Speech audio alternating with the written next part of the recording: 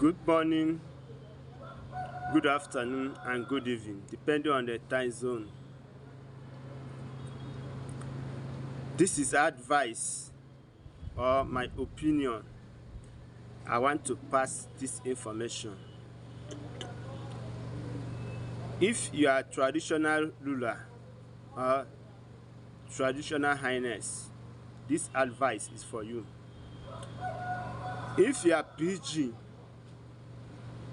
of any community, this advice for you. If you are chairman or chairperson of each village, this is advice for you. And also, if you are chairman of any kindred, this is advice is for you. But before I go further, my name is Maazi-UC. Please endeavor to share this my video. Ife nwere ike ikwu bụ na ife na-emetụ maọbụ ife na-eme na mpaghara ọdịda anyị anyanwụ. Ọtụtụ ife na-eme, arụ na-eme n'obodo, mana ife na-eme anyị ekwe is normal. It's not normal. Oge erugo, oge ndị igwe, ndị eze,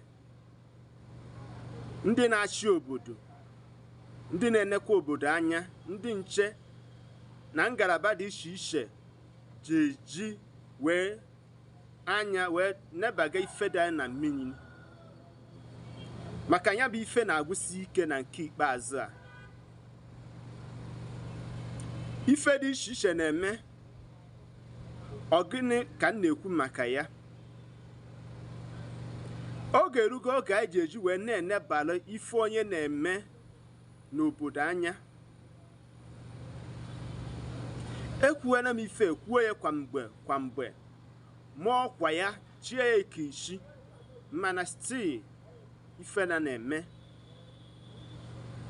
Oge erugo oge ndị igwe ji etinye ọnụ n'okwu a. Ndị ntorobịa be anyị onweghị onye chọziri ịchọ ife ọ ga-arụ maọbụ ịchọ akara aka ụwa ya. Onye si abroad nata, ọ sịghị na ọ na-eme ọdịnala. Ee, ọdịnala mara mma, ọdịnala na omenala bụ ife dịịrị ndị. Mana ife anyị na-afụ ugbu a, enyochichana m anya, jụọ m ese wee chọpụta na ife na-emezi ugbu a bụ na ndị itorobịa be anyị bụ ọgwụ ka fa na-agwọzi, si na fa na-eme ọdịnala. Iyi eso kwete wee maọbụ soro nkwenye n'ife na-ekwu na out of 100%, 30% bụ omenala ka fa na-eme, 70% bụ ọgwụ ka fa na-agwọ. Onye bụ ọtụtụ ife na-eme n'ọdịda anyanwụ anyị. Arụ na-eme, onye gị na ya kwugharịara okwu, ọ sị gị na ị ga-afụ, ichekwa nọ nke egwuregwu. Obere oge eme gịnị? Obi ha enye ule, obi ha enye ule, ọkọhụ ntụtụ onye nyere gị ife ebe ị na-alụ ụlọ maọbụ na-esi gị, ịzọrụzie ya ịyarazie si ebe ahụ maọbụ apịa gị partial stroke. Ọ gịnị na-eme? Ndị igwe be anyị oge erugo oge unu ji wee tinye ọnụ n'okwu a. Ndị eze na aka na-achị obodo maọbụ n'ihi na mmadụ mekọta ife ọzọ bụ ọgwa gị na ị ga-afụ 2 days onye ha agbajiri nwa, maọbụ ndị na-awịrị mmadụ ife a na-akpọ poison na nri ka fa dị enwufue. Ọ bụrụ ife ka eji wee mara ana Igbo anyị, ọ bụrụ ife ka ndị Igbo ji wee biri. Omenala na ọdịnala bụ ife eji wee mara ndị Igbo.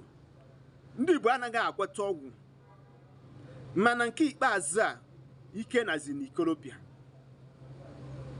Ka ichebe ya bụ ife echiche. ka anyị ji n'oge wee chọwa ewu ojii n'ihi na ọ bụ na chi jie agaghịkwa ama ewu ojii n'ikiri. Oge erugo oge anyị ga-eji wee ji ile anyị wee kụọ eze anyị ọnụ. Oge erugo anyị ga-ekwusi na ife na ozugo na ndị ntorobịa baik fa na nwụsi n'ike anaghị ajụ ajụjụ. Achem na oge gbuo na ọ bụ na ikorobịa nwa aja jụọ ajụjụ ife mere ya bụ ife na ọnwụ ya esi n'aka ya ma ọ bụ ife chi na chi ya ekpebiri. Ọ bụ na ife o metere a na-atụfu ya n'ajọ ọfịa, mana ọ bụ na ife na chi ya kwetere a na-enikwa ya eni. Ndị be anyị chebaa na okwu a echiche ma tụsakwara m ife n'akara ozi edemede m.